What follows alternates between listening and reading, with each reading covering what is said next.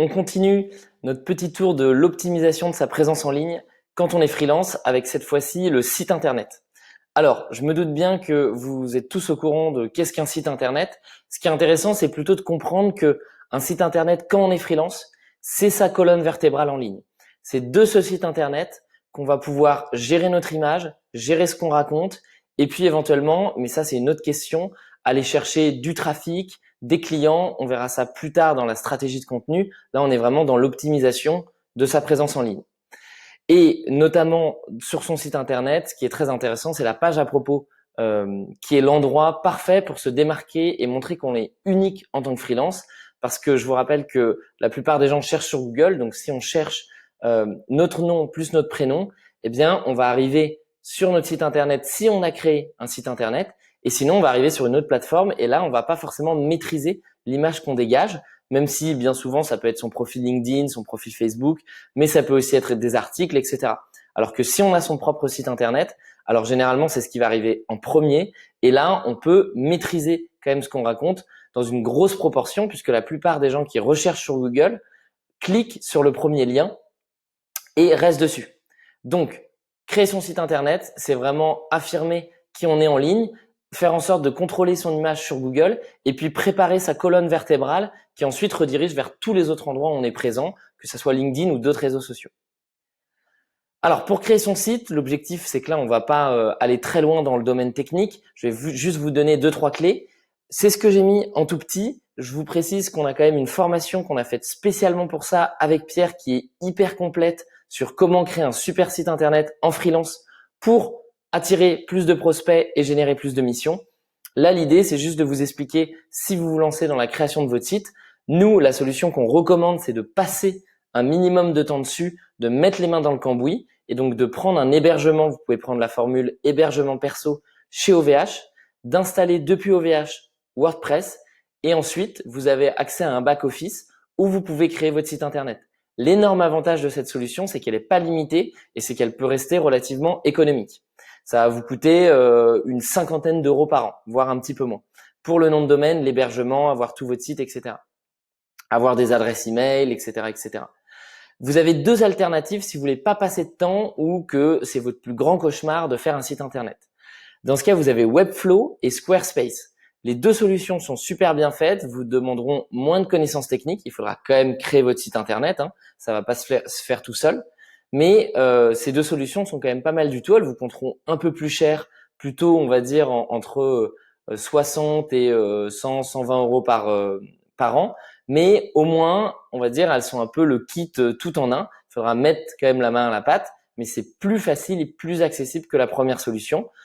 En résumé, si vraiment c'est pas votre tasse de thé et vous n'avez zéro moment pour vous pour créer votre site internet, Webflow ou Squarespace.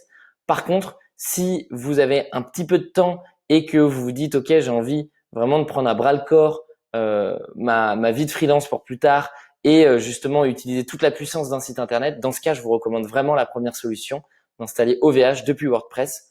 On n'a absolument pas d'action dans ni l'une ni l'autre entreprise, mais c'est vraiment une super solution.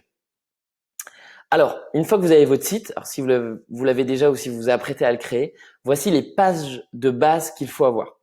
Encore une fois, là, je parle d'optimisation. Je ne suis pas du tout en train de parler du fait d'être offensif avec son site internet, de créer plein d'articles, des guides, etc. pour ramener du monde.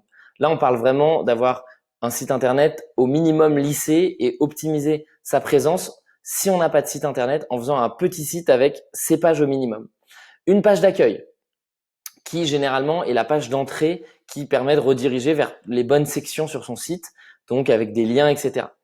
Ensuite, une page offre expertise, où là, on met en avant son offre, où on explique ce qu'on sait faire. C'est possible de temps en temps de retrouver ces informations qu'on retrouve sur la page offre expertise directement sur la page d'accueil et de ne pas avoir de page offre expertise. Ça peut arriver, c'est juste que plus votre site va être complet, plus votre page d'accueil devra être synthétique et redirigée vers les bons endroits, et donc votre page offre permettra de développer plus en détail ce que vous proposez. La troisième page à avoir, c'est une page qui présente soit le portfolio, soit les témoignages, grosso modo de la preuve sociale. Donc, montrer pour qui vous avez travaillé, montrer les avis, montrer votre travail. Ensuite, une page de contact, bien entendu, pour qu'on puisse vous contacter si jamais on a envie de travailler avec vous, on se pose des questions. Et enfin, une page à propos dont on va parler tout de suite. Pourquoi est-ce que je parle spécialement de la page à propos? Parce que les pages juste avant, vous vous doutez un peu de ce qu'il va y avoir dessus. On a discuté aussi, quand on parlait de l'offre, de comment présenter sur un site internet justement son offre, son expertise. Donc là, on va s'attarder sur la page à propos parce que c'est la page généralement où on va retrouver des informations personnelles par rapport à nous. Et donc, quand quelqu'un va taper notre prénom plus notre nom, c'est sur cette page que la personne va arriver. Sur cette page, qu'est-ce qu'il faut avoir? Il faut avoir une photo de soi, son nom et son prénom comme titre de la page, un chapeau généralement en début de page qui permet de présenter ce qu'on fait et de rappeler un petit peu, on va dire, que comme un chapeau d'article finalement, les quelques informations à retenir si la personne ne peut rester que 30 secondes sur la page. Et ensuite, un récit structuré et, je l'ai pas mis, mais contextualisé. C'est simple. Vous allez voir, dans les exemples que je vous ai montrés après, il suffirait de cliquer dessus et vous verrez très bien de quoi je parle. Une photo, son nom et son prénom, ça c'est pour le référencement et la photo, c'est pour le côté, on vous voit, ça crée beaucoup plus vite cette sympathie, ça humanise le site internet. Sinon, finalement, on n'arrive pas à mettre une tête ou une image sur ce qu'on est en train de lire. Le chapeau, ça permet à la personne de montrer que vous êtes structuré et de faire gagner du temps. Si jamais la personne se dit tiens, j'ai pas beaucoup de temps, mais au moins je sais ce que cette personne, ce que ce freelance a fait avant, etc. en quelques lignes. Et ensuite le récit structuré et contextualisé. Là, l'idée c'est vraiment de faire quelque chose avec des paragraphes, des espaces, du gras pour mettre certains éléments en gros ou pas. Bref, l'idée c'est de faciliter la lecture parce que dans ce récit, vous allez expliquer tout ce qui a un lien avec votre activité de freelance aujourd'hui. C'est pour ça que j'ai rajouté contextualiser. L'idée, ce n'est pas de refaire un CV, c'est pas de dire de 2012 à 2011, j'étais là, point. L'idée, c'est plutôt de dire, voilà, j'ai appris telle compétence dans tel cadre. J'ai vécu telle expérience qui crédibilise le fait qu'aujourd'hui, je sois freelance là-dedans. Et donc, on raconte, ça peut être chronologiquement ou sinon un peu dans le désordre, mais on raconte les expériences qu'on a vécues et comment ça nous a forgé, comment ça nous a amené à être freelance avec telle spécialisation aujourd'hui. Et puis enfin, l'idée, c'est quand même de rester sur quelque chose d'humain. Donc bien entendu, on parle à la première personne du singulier dans le récit structuré. Et puis à la fin, c'est toujours sympa de parler de ses passions, de parler des projets qu'on a en cours ou des projets qu'on a réalisés, des projets de cœur, etc. Et tout simplement, en fait, de montrer que on est comme la personne en face, on n'est pas juste une machine de travail, on a aussi des passions et on est animé par d'autres choses que juste le boulot. Voilà. Là, je vous ai mis quelques exemples. Donc, 3 exemples. L'exemple de Mégane, de Delphine et de Pierre. C'est des super sites internet. Allez regarder comment ils sont faits. Allez regarder ce qu'il y a dessus. C'est à la fois des super sites, mais à la fois, c'est pas inaccessible. Donc, il y a eu du travail derrière. Les 3 sites ont été faits avec WordPress.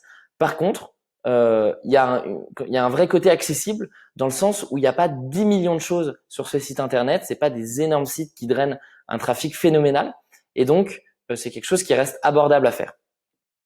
Par où est-ce que vous pouvez commencer? Déjà, c'est avoir votre propre site internet. Sinon, ça va être compliqué de faire une page à propos et de mettre les pages qu'on a vues ensemble.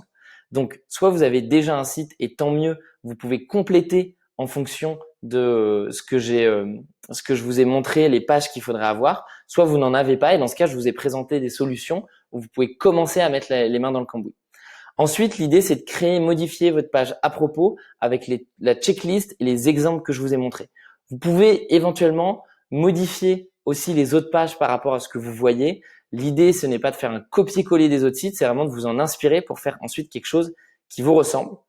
Et puis, en 3e point, une fois que vous avez votre site internet, là, il y a une petite coquille que je viens de voir, vous le montrez à 3 personnes autour de vous et vous ajustez en fonction de leur feedback. Moi, je trouve ça intéressant, même, j'ai mis 3 personnes ici, mais d'en avoir 6. 3 personnes qui sont soit des freelances, soit des pros dans le secteur. Ça peut être des anciens clients avec qui vous entendez bien, etc. Et 3 personnes qui n'y connaissent rien. Pourquoi? Parce que les personnes qui travaillent dans ce secteur vont pouvoir vous faire des retours parce que c'est votre cible. Donc, par rapport à ces personnes que vous visez, vous allez avoir des retours qui sont hyper concrets sur tiens, moi, je me pose telle question en plus, telle question en plus. Et 3 personnes qui n'ont rien à voir. Pourquoi? Parce que ces 3 personnes qui n'ont rien à voir, elles vont pas du tout avoir le langage, elles vont pas du tout avoir les facilités que vont avoir les autres personnes qui sont un peu plus pros. Et donc, si elles ne comprennent rien, elles vont pouvoir vous le dire. Et l'idée, c'est d'avoir quand même une page, un discours assez simple et compréhensible pour que des professionnels qui ne soient pas forcément complètement au courant de ce que vous faites, des langages, de tout ce qui se passe, puissent quand même comprendre. Hein. C'est le fameux test où souvent on dit faut expliquer à sa grand-mère. Si sa grand-mère ne comprend pas, alors ou son grand-père, alors ça veut dire qu'il faut encore simplifier le discours. Là, je serais moins extrême en disant d'aller voir les grands-parents, mais plutôt de montrer à 3 pros et 3 non-pros, et ensuite d'ajuster en fonction de leur feedback, de simplifier le discours ou de rajouter des informations si il en manque. Voilà, le site internet, il y a vraiment pas de secret. Hein. Il faut passer du temps dessus, même malgré les solutions que je vous ai montrées, Webflow, Squarespace. Le plus dur, en fait, c'est pas la technique, c'est de passer du temps et c'est de savoir ce qu'on va raconter sur sa page à propos, sur sa page d'accueil, etc., etc. Donc, posez-vous, passez du temps sur votre site internet parce que c'est vraiment un outil qui va vous permettre de développer votre présence en ligne, développer votre image, votre autorité, etc., etc. Donc, ça vaut le coup d'y aller.